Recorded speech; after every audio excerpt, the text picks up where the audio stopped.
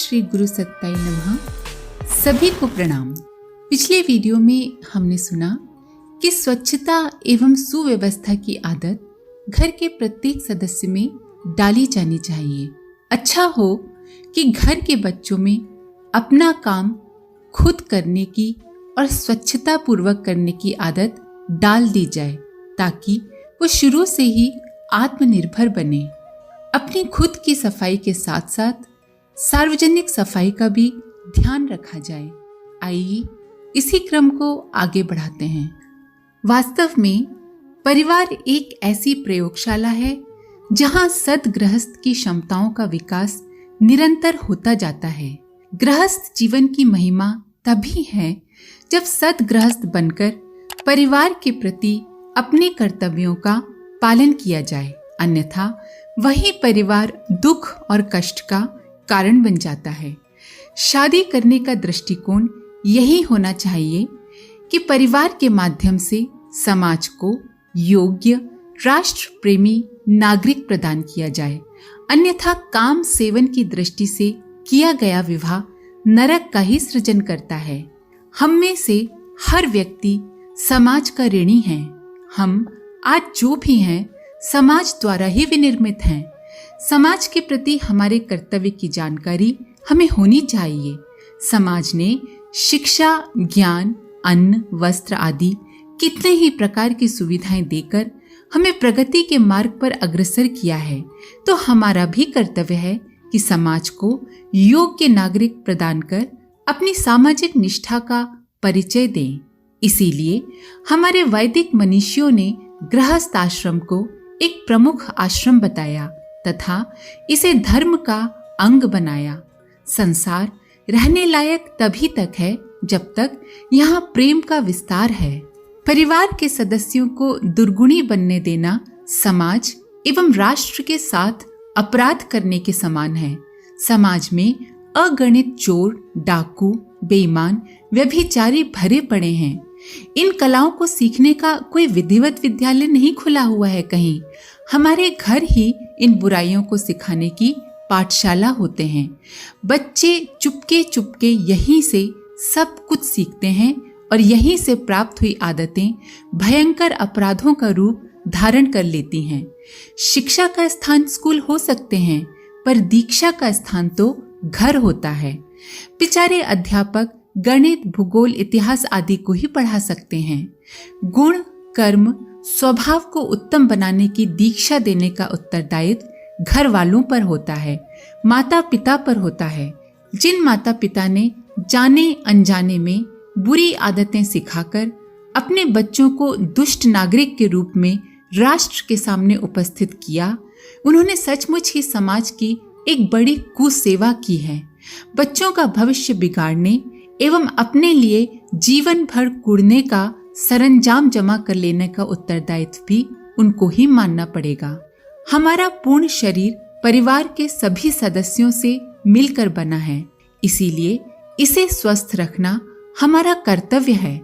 जिस प्रकार अनुपयुक्त विचारों से हमारी देह रोगग्रस्त होती है, उसी प्रकार अपने कर्तव्य को भुला देने से और परिवार के सदस्यों के प्रति सही दृष्टिकोण न रखने से या उनके प्रति ईर्ष्या, द्वेष भाव रखने से हमारा ये कुटुंब शरीर रोगग्रस्त हो जाता है। पारिवारिक स्वास्थ्य का सुधार भी शारीरिक स्वास्थ्य को सुधारने की तरह पूर्णतया संभव है, पर इसके लिए सबसे पहले हमें खुद को सुधारना पड़ेगा। अपनी विचारधारा को ठीक करना पड़ेगा। अपने को सुधारने से दूसरे खुद ब खुद सुधरने लगते हैं। विलासिता के साधनों का उपभोग करने की आदत यदि छोटेपन से ही पड़ जाए तो अनावश्यक खर्च भी आवश्यक जैसे प्रतीत होने लगेंगे और उनकी पूर्ति न हो सकने पर निरंतर दुख बना रहेगा। जीवन की पगडंडी बड़ी उबड़ खाबड़ है, कहा नहीं जा सकता कब किसे किस प्रकार की स्थिति का अपने जीवन में सामना करना पड़े। आवश्यक नहीं कि जो संपन्नता, जो अमीरी आज है वो भविष्य में हमेशा बनी ही रहेगी।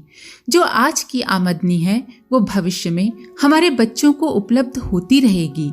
यदि विपन्न परिस्थितियां सामने आईं और कम खर्च में गुजारा करना पड़ा तो ये विलासी आदतें जो अभिभावकों ने बड़े ही लाड़ चाव से अपने बच्चों को लगा दी थी, समस्त जीवन काल में दुखदायी रहेंगी।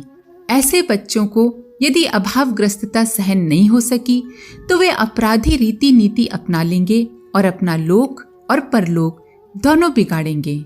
जो माता पिता इन दूरगामी परिणामों पर ध्यान नहीं देते हैं और अपने परिवार के सदस्यों को, अपनी संतानों को अनावश्यक लाड़ प्यार से बिगाड़ देते हैं, वे वस्तुतः उनके साथ शत्रुता का ही व्यवहार कर रहे हैं। परिवार के प्रत्येक सदस्य को सुसंस्कारी बनाना गृहपति का, गृह लक्ष्मी का सबसे महत्वपूर्ण और आवश्यक कर्तव्य है। अपने बच्चों के अपराधों को छुपाइए नहीं, ऐसा करके आप उनका ही जीवन नष्ट कर रहे हैं। सद्गुणों को स्वभाव का अंग बनाया जा सके, कर्मनिष्ठा में उत्साह स्थिर रह सके, ऐसे अभ्यास आरंभ से ही कराए जाने चाहिए।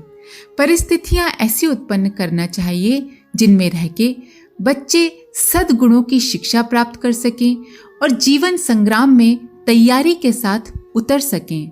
बच्चों में ऐसी कर्मठता और साहसिकता उत्पन्न करने के लिए जिन माता पिता ने प्रबल प्रयत्न किए, उन्हीं को सच्चे अर्थों में परिवार का पालनकर्ता कह सकते हैं। संतान को विलासिता, अहंकारिता और उच्छृंखलता के खुले अवसर देना, बुरी आदतों का अभ्यासी बनाकर जीवन भर कटीली झाड़ियों में भटकने के लिए जिन्होंने अपनी संतान को असहाय छोड़ दिया है, उन्होंने तो अपने बच्चों से एक प्रकार से शत्रुता ही बरती है। बड़ों को संतुष्ट रखने के लिए उनका सम्मान करना, शिष्टाचार बरतना, आदरणीय संबोधन करना, नित्य प्रणाम करना, उनके कामों में सहयोग देना, कोई नया काम करते समय उनका आशीर्वाद लेना और उनकी सुख सुविधाओं का ध्यान रखना छोटों का कर्तव्य है। पर कई बार घर के बड़े बूढ़ों के विचार बड़े ही अनुपयुक्त, असामयिक एवं अवास्तविक होते हैं। वे ऐसे उपदेश थोप देते हैं जो मानने योग्य नहीं होते हैं। कई बार वे घूंघट, छुआछूत, दहेज, धूमधाम में अपव्यय जैसी विकृत परंपराओं से चिपटे रहने का आग्रह करने लगते हैं। कई बार समाज सेवा जैसे श्रेष्ठ कार्यों में अड़ंगा डालते हैं तथा स्वार्थवश केवल अपने काम से काम की सीख देने लगते हैं। इसलिए घर के अन्य सदस्यों को उचित अनुचित की बात अपने विवेक की कसौटी पर परखने के बाद ही किसी आज्ञा का पालन करना चाहिए। अनुचित आज्ञा की उपेक्षा की जा सकती है। हाँ, उस अवज्ञा में भी नम्रता बनाए रखनी चाहिए। ऐसे प्रसंगों में भी उत्तेजित होने से बचना चाहिए व अवसर देखकर विनम्रता पूर्वक अपनी बात को समझा देना चाहिए।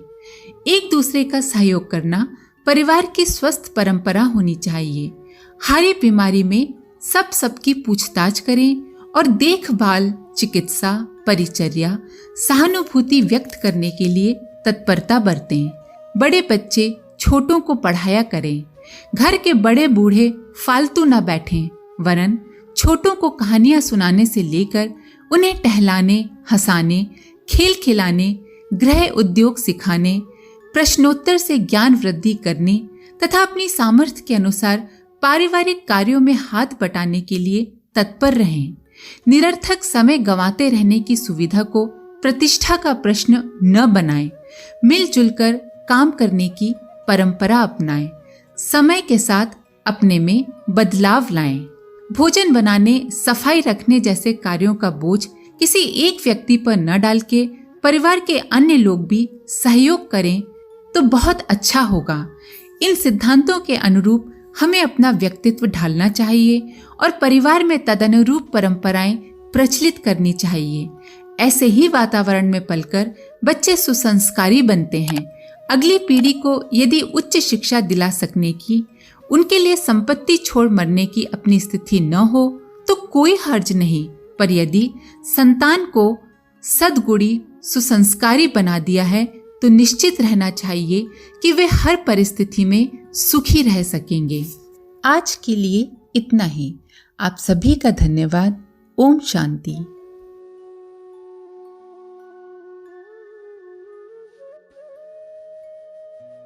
हमारे YouTube चैनल को सब्सक्राइब करें और बेल आइकन को दबाकर ऑल पर क्लिक करें ताकि आने वाले सभी वीडियोस की नोटिफिकेशन आपको मिलती रहे।